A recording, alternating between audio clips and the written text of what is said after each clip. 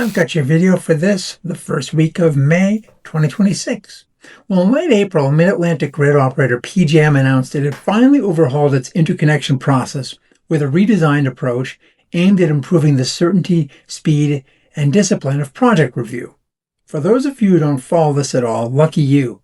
The process of interconnecting new supply projects involves getting in line, the queue, with a proposed project to be studied at multiple levels.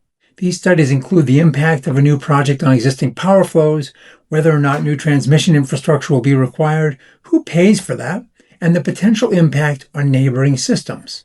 Queues have become hopelessly snarled in recent years, and not just in PJM. But for a while, PJM's review process took as long as 5 to 7 years to get to a signed interconnection agreement. And at one point, the grid operator simply stopped taking new applicants. Delays were so long that almost 3/4 of the projects in the queues were withdrawn, including many that had achieved interconnection approval status but had become uneconomical due to the lengthy timeframes. A large part of the issue arose from the huge number of projects that caught planners by surprise. A decade or more ago, you had a much smaller number of larger projects. But as smaller solar, wind, and battery storage projects entered the picture in large numbers, PJM got overwhelmed by the sheer volume of cats and dogs and rats and frogs. There was also a lot of speculation in the mix. Developers might have a finite amount of capital to deploy in the U.S. while dealing with these clogged queues. So they might put different projects in various queues across the country, and if one got approved, they'd pull the others. They often didn't have to put up much, if any, capital, so they enjoyed a free option that ended up costing everybody. By the way, the dynamic on the demand side with data centers and large load interconnection queues for hookup to the grid is very similar. As a consequence, you have large amounts of phantom load, inflating capacity numbers for new data center loads by as much as an estimated 3 to 10x.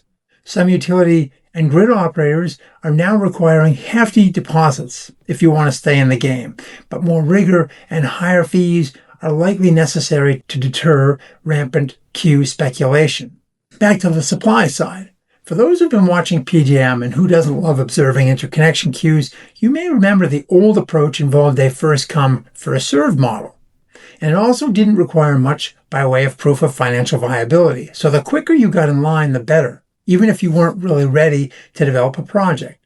Now, with its new queue, PJM has a first ready, first served approach, according priority to projects that are more advanced and have a better chance of actually being commissioned and flowing power. These projects must also show proof of financial viability prior to entering the queue, and that proof includes meaningful upfront financial commitments and a demonstration that the developer actually controls the project site through lease or ownership. The goal is to dramatically cut the number of speculative projects lined up, increase predictability, and hasten the timelines for interconnection. The deadline for new applications closed on April 27th, and shortly thereafter, PJM announced it had 220,000 megawatts, so 220 gigawatts, of nameplate capacity in new applications, representing 811 projects.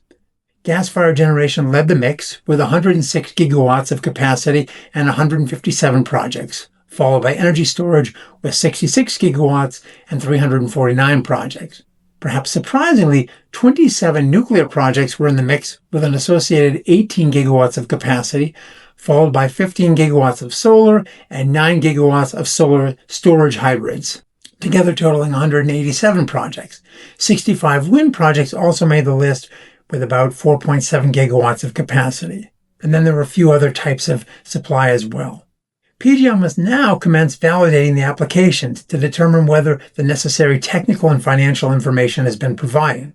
Last year, it announced that it had teamed up with Google's Tapestry to aid in the interconnection review process. And in its recent announcement, PJM said it will deploy Tapestry's HyperQ AI-enabled software to improve efficiencies by reviewing huge reams of data associated with the interconnection process and expediting the associated studies.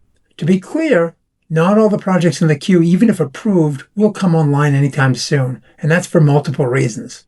To take one example, Commonwealth Fusion is in that queue for a project in Virginia to come online sometime in the early 2030s, but it doesn't even have a working demo fusion reactor yet. And the gas turbine projects, well, GE Vernova's largely sold out through 2030 per its recent earnings report, and Siemens and Mitsubishi enjoy similar positions, so if developers don't have turbines, they'll have to get in line. PJM also notes that state permitting processes slow things down. The grid operator's goal is not to be the critical bottleneck to getting much-needed supply online, citing an expected increase in demand of 30 gigawatts between 2024 and 2030, driven largely by data center loads.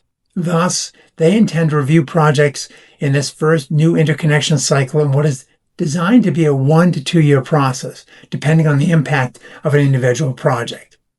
Meanwhile, looking further to the northeast, we see an entirely different case showing just how regionally differentiated this power puzzle has become.